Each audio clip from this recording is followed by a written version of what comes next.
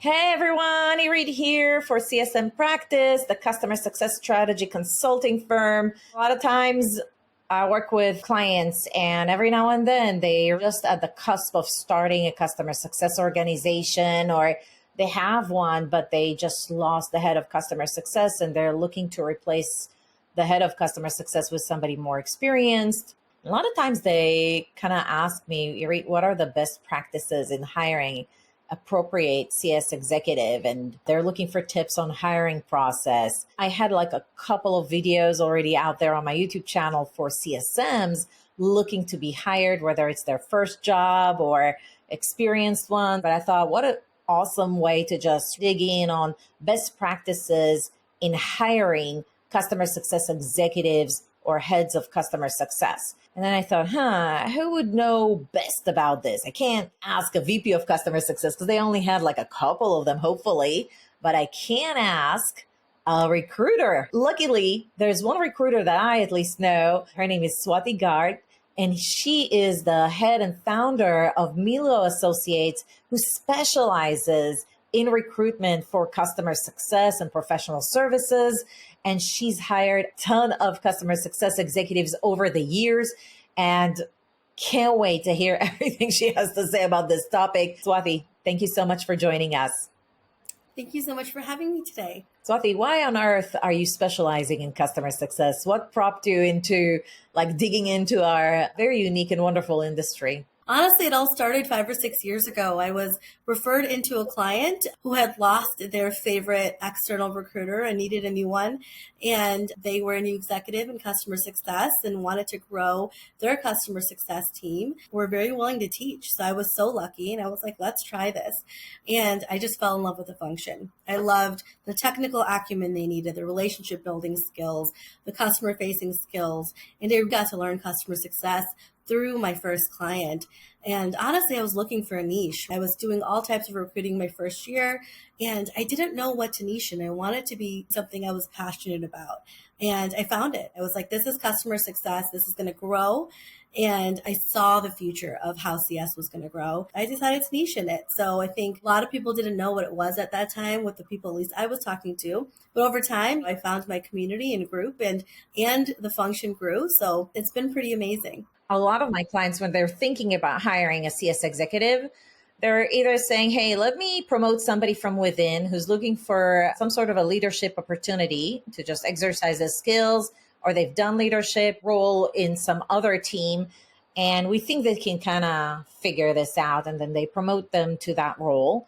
But a lot of times when they're thinking of bringing of somebody from the outside, I'd say like 10 years ago, 8 years ago, if you had to recruit somebody, there weren't a lot of executives out there with CS experience. So you would just hire someone that you think might do well. And so I don't think that that's happening right now. Like right now, you could find a lot of people that already been ahead of CS. So when you're hired as a CEO, would you say from 1 to 100%, how many of CEOs are actually looking for someone that already has some sort of CS leadership skills? I would say 100%. And what if it's just a team leader or a director of CS? I would say they're still looking for a customer success experience than all people manager type roles. I just want to burst that bubble.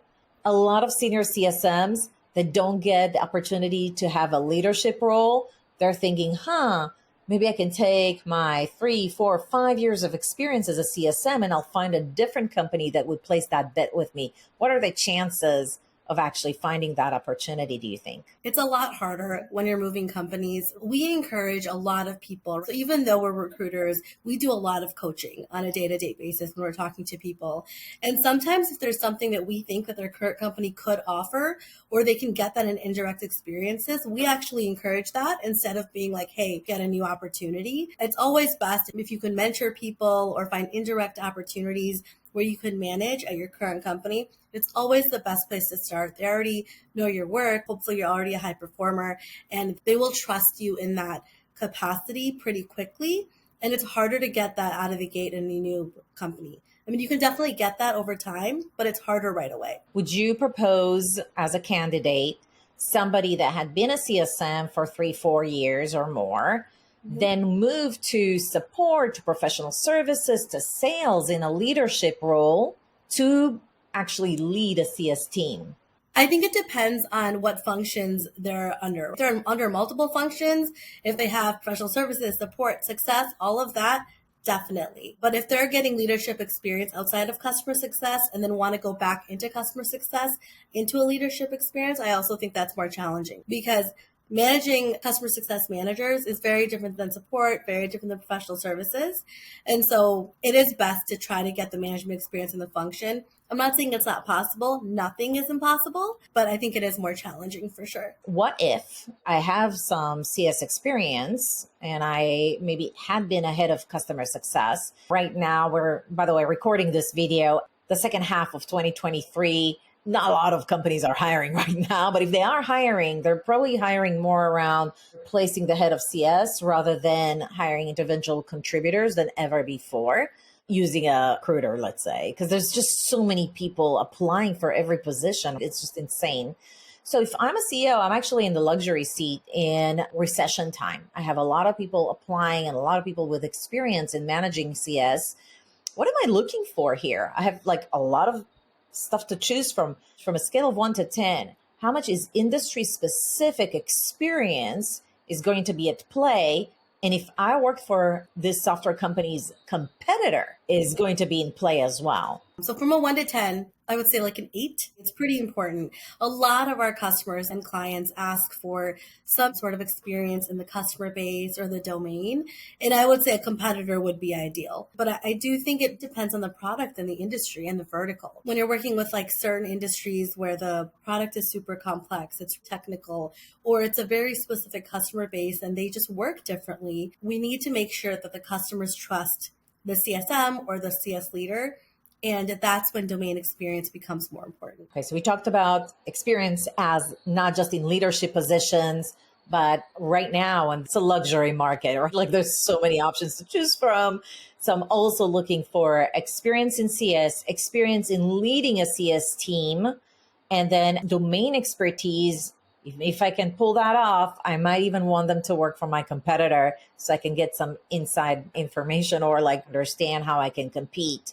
With all of that, do I also care about the size of the team that I used to lead? So if right now, let's say my company or how many clients my team used to manage, and I think that right now, let's say I have 100 clients and a 20 CSMs, I think I'm going to grow a lot this year because the market is actually in my favor, or I'm thinking, we're on a J curve. Would I actually aim to hire someone that knows how to grow the team and knows how to handle a bigger company? Is that even something that CEOs ask you for? Yes, definitely. I mean, scale and scope are such a huge part of the conversation. I mean, even having familiarity with the size of the team, but also where the team is going is so important. Sometimes there are leadership changes when a team or a company has gotten to a certain size, but sometimes there isn't because that leader has the ability to kind of go from here to here. How about the specific technology experience? Let's say I'm a Salesforce shop or an Oracle shop. Does that even play as a preference for hiring an executive position? I would say no. I think CRM systems, they're very important, but I think they're also, a lot of them are intuitive. And a lot of leaders have experience with multiple types. So it's not like they're just coming from one. They've already had exposure to multiple different types. So they can usually learn whatever is available at the company. Does that also apply to the type of CS solution they used to use? And kind of like, it might be advantageous if I know how much I can stretch a certain tool to get more value out of that. Does that ever come in conversations in interviews, or is that even a play in like requirement has to know CS tool X? It's usually a nice to have. When it comes to tools and CRM systems and then certain technology, it's usually a nice to have. If it's not critical to the product, a lot of these other things can be learned. And usually when we're working with experienced customer success professionals or leaders, they've had so much exposure. I think the biggest thing for a CS is the ability to be flexible and go with the flow. And they have to, because of how much they interact with customers and how nimble they kind of have to be in their role. I think it plays a big part in some of these other tools as well. Now, you talked about the business model. You might have an enterprise solution that's very complex. You might have almost like a product-led solution that's very easy and intuitive to use, and you could do it all digital CS, but some companies might have a very complex structure geographically with multiple solutions and lots of tentacles and very complex environment and very large teams. Would you say that a CEO would actually double down on that? Meaning, would they prefer hiring a person that has led a team through a high touch engagement? Is there gradually now more of a preference for someone that has had some success with digital CS? It's so dependent on the product and where the team is going. I don't think it's unanimous across the board. Obviously, there is a lot of conversation around digital CS, AI, tech touch, but it's not mandatory yet. I think that everyone's still learning about it. I feel like the expectation is, yes, that's important. You need to know what it is, and it's important to continue to learn about it and keep that in mind. And especially if they're looking to grow a scale team, then yes, they definitely should have exposure to that. But if that's not like the immediate need, then I think it's something that the whole industry is learning about right now. So I do think it's a little bit more flexible. But if that's like their next big initiative, then yes. All right, so we talked about background, experience, industry specific, engagement models, technology. Is there anything weird that sometimes CEOs or the leadership team is asking you for? This isn't weird necessarily, but location has become a huge topic post-pandemic. It's on-site, it's hybrid, it's remote. But we have companies now asking for hybrid and on-site, and that's becoming 100% on-site. That's becoming a very interesting topic when speaking to candidates and when speaking to clients, because they want to bring people back in the office. They want to bring that culture back in person. Some candidates are so ready for that, and some candidates never want to do that again. So yes, it's not necessarily weird, but it's definitely very interesting to recruit for hybrid and on-site roles now, because the reactions from candidates is just all over the map. So we're navigating that right now. Listen, if I'm a CEO, I want to know that the person I'm hiring can actually do the work and they can be successful in it. What are some of the things that they're looking at during the interview process and maybe even asking you to validate before they even talk to them to kind of make sure that this person is just not talking the talk, but they can actually walk the walk? Some of the biggest things that are super important is making sure that, values align. So I think that's one of the biggest things that we talk about a lot is understanding what kind of person is going to work with the team, the company, what the company values are, and making sure we can find a fit there. I mean, that's huge. And then I think the other one I would also say is making sure that growth matches. We don't want someone coming in asking for the next jump in like 3 months, 6 months. We want someone that is excited about this role right now, wants to grow with the company, and wants to see where the future is and is open to that conversation. Especially in leader roles, those are two of the big ones, because we want to make sure we can find a values fit. And we want to know that this person is here for the role right now and not looking at the role like a couple ahead. So not somebody that's thinking they're compromised or overly qualified, but actually excited about the opportunity for their own journey. And you can kind of sense that from conversations with candidates. Yes, definitely. I mean, we tell people all the time, like, we interview so many people, so do different companies. And it's so easy to tell when someone's genuinely excited about an opportunity. Even if they have a little bit less experience, like, they're going to get the job. They're willing to put in the extra mile. They're willing to learn. They're willing to get to know the team. They're the ones that are going to get the job. What are some of the signs that somebody's excited? How do you know that they get to know the team? Like, how do you test for that?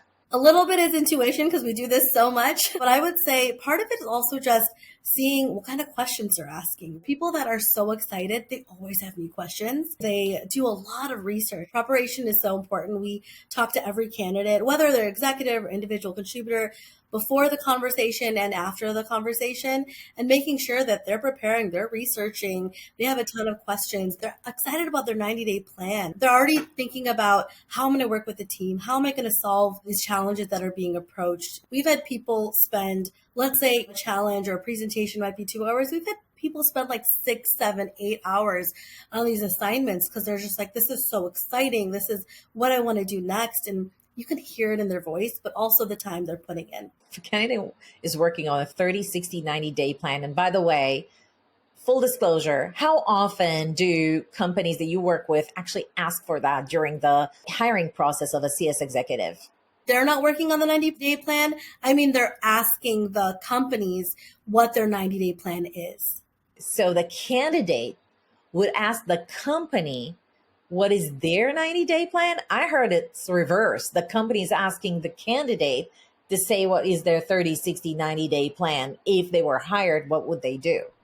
Yeah, I mean, it's what they would do, but also like asking them what their 90-day plan looks like in terms of what do they expect their first 90 days to be, because then they're going to understand what my accomplishments should be in the first 90 days. What are the expectations of the company, and making sure that aligns with the candidate. Actually, I think about it, Swati, it's such a great question. If I'm a candidate and I ask that question and I get something completely unrealistic, I might say, well, either I can negotiate that or have a conversation and realign the expectation. But if it's unreasonable and it stays unreasonable and I'm not able to create that enrollment conversation, maybe it's not the right fit for me. Yeah. And management question, making sure that they say a lot of times people don't leave companies, they leave managers. And you want to make sure that you align with your manager and you get along well with the manager and you understand what their expectations are so you can hopefully meet and exceed them and thrive in your next role. You also talked about culture and making sure that it's a culture fit. I find culture such an elusive thing. Okay, we defined the 3 or 5 values, but then how do you test for that? The company and the team has already defined the values. So for us, it's not about asking direct questions in any way. It's as they're speaking about their previous roles and their companies and how they've approached challenges, how are they going about doing that? What is their approach? How do they work with their team or company? And that's kind of when we're sifting the values. One of the questions we ask our clients are, what's critical? And what can they learn? These are our values. But especially if you're talking to people that are maybe younger in their career and they don't have all their values yet. They're still trying to figure it out. So in general, when it comes to any skill or qualification, understanding like, hey, this is so critical to our culture or our team or our company.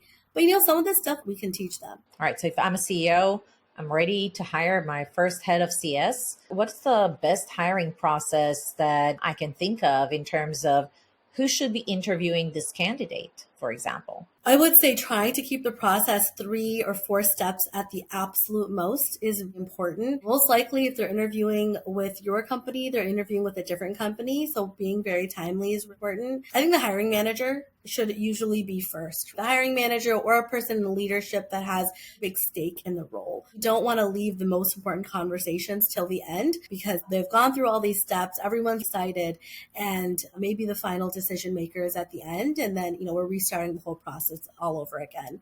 So I would say the hiring manager, a couple leaders that the person's going to be interacting with a lot, and if possible, their team. I think it's great to get people from their team in the process, even if it's going to be their manager or it's going to be their peer, but it's nice to have that in the process to make sure that they already have met some of the people that they're going to be working with every day. Usually the hiring manager is a C-level executive, and by default, they're going to be very busy. If you get even 20 applicants, you don't have time to interview all of them. What do you recommend your clients to do in order to pick and choose the ones that you want to interview without missing good candidate? Is there a way that they can scale that process a little bit? I think it's important to understand and have a very clear job description. Having set criteria is very important. And so when you are looking at resumes, it is a little bit easier on like, hey, these are our 3 things that are a must. So if these 3 things are not there, we can eliminate that resume. We don't need 10 criteria because then they're not going to interview anybody, but having a few top criteria is super important so they can start eliminating resumes and have fewer interviews and have higher quality interviews. Even with us, our average, we only have 6 submissions per hire. So our leaders are not interviewing that many people in general. But if they're doing it themselves or their internal team is doing it themselves, that's what I would say is having strict criteria, being really clear on that. Sometimes a questionnaire helps just to whether some candidates or using a recruiters, obviously it's more of a concierge experience where they can literally say, okay, based on what you want, this is what we've seen is going to be a good fit. What do you recommend CEOs to do during the interview process besides just having people talk to the candidate? Do you recommend a structured interview, meaning when literally tell the people you're going to bring in to interview the person what are the questions you want them to ask. Maybe propose 3 or 4 questions so that the person doesn't get asked the same questions by multiple people, first of all, but also we can look at different perspectives around the candidate as we go through the interview process. So I do think that having a structured conversation is important. Having different questions, sometimes each person gets assigned a value, making sure that they are assessing for the different values. So I do believe structured interviews are very helpful. Also, having communication through the whole interview process. So the first person may have talked to them for an hour, but being like, hey, I didn't have time to ask or dig into some of these things. Can the next person do that, right? And continuing that line and making sure there's a lot of active communication. So by the end, we are just finalizing. We're not like reassessing in the presentation or in any final interviews with higher executives. We want to make sure that everyone is getting more and more confident over time. What kind of exercises do you see that most companies have their candidates go through when they're hiring for a CS executive? Yeah, I mean, the most popular is presentations for us. They give them a prompt or they give them some sort of challenge hypothetical company is facing and have them kind of go through that and explain their process, how they would solve it, how their approach would be, what tools they would use, all of that to the leadership team. That's the most common challenge we've seen. So would that normally, for the most part, would be, okay, this client has this issue.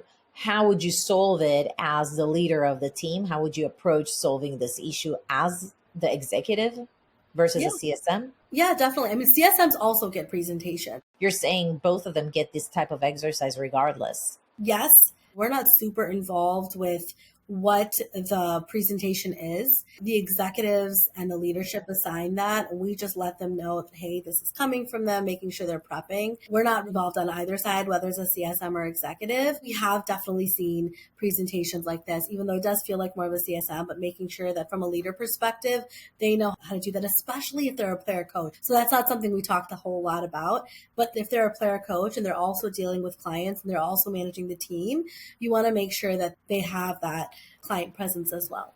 I actually talked to a few CS executives that had been going through interview processes lately, and they did acknowledge what you just said. They did get a problem with a customer, and they were asked just like a CSM to say, hey, how would you approach it as the leader of the team? I got some that said, hey, if you had an internal QBR, meaning you presenting to the other team leaders as to what's going on with your customer success organization, here's a few facts. How would you present that? And finally, how do you present stuff to the board, which is almost the same as the second one. For the most part, almost all of them were asked to build a 30, 60, 90-day plan to showcase, if I were to hire you, Mr. Candidate, what would you be doing in your first 90 days? And they might say, vis-a-vis our conversations where we might have a big, huge issue around onboarding, or you already know that we have a huge issue around getting upsells or churn or efficacy, or team is growing a lot bigger, or the team doesn't have bandwidth and we don't have the right tool sets in place. What would you do? How would you tackle that? And they're asking them to solve a real business problem they have right now. And for the most part, I guess the intention is that if we know how you're going to approach this and we like that approach, we're going to hire you to do it. And if we don't really dig it, or we don't dig the way you present it back to us, we might hire somebody else, unfortunately. But there's a lot of work that goes into these presentations. And so hiring process for both the companies that hire and the candidates is a long process and is meticulous, is a very careful process too. I completely agree with you. In thinking back, you've been doing this for 5-6 years. Any kind of recommendations or tips for those who are listening? Is there any like cool blog, podcast, video, book that you would recommend reading, or any other resources that you recommend that they would go for if they wanted to get great at hiring their next customer success executive? We just started our own video series of all about talent for customer success and professional services. So we actually just had our first one, and it was all about ATS and inclusivity. So that was a great webinar all about how to set up your ATS and how to make sure that you are being inclusive in the process for both candidate side and the employer side. So that is a newer resource, but we're getting some great talent, client success, professional services leaders to talk on topics that are talent. So I would say that's probably the newest resource that I would recommend. I would just say continue talking to people. Everyone is so well knowledge. Everyone's going through a different challenge and everyone has a different way of solving it. My biggest resource is talking to people, and that's what I would encourage. Thank you so much. And everyone, if you're watching this video and you need to hire your next CS leadership or even an individual contributor, go to Melo Associates website, check them out. If you need help in setting up the strategy or the practice, who should you hire, the type of talent, how should you structure it, how you should segment the customer base, how much you should invest in tools, direct message me on LinkedIn, and I'd be more than happy to look into how to work with your company in order to set that up for you so that you get the results and the financial performance that you want. And with that, we conclude this episode. Thank you so much for listening in. Give this video a like, subscribe to our podcast or our YouTube channel. And Swati, thank you so much for all the knowledge bombs you dropped on us today. This was awesome. Thank you so much for having me today. I super appreciate it. This has been wonderful. Thank you for the experience. Awesome. All right, guys, I'll see you in the next video.